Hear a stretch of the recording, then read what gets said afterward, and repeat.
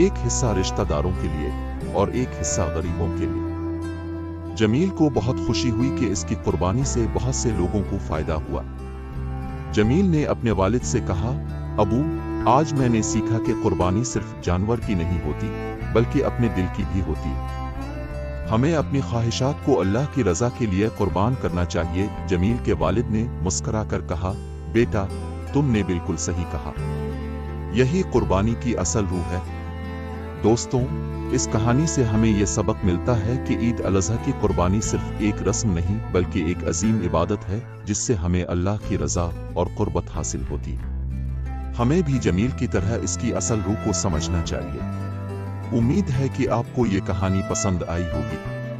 अगर हाँ, तो बरा करम हमारे चैनल को सब्सक्राइब करें और मजीद ऐसी दिलचस्प कहानियां देखने के लिए हमारी वीडियोस को लाइक करें। अल्लाह हाफिज।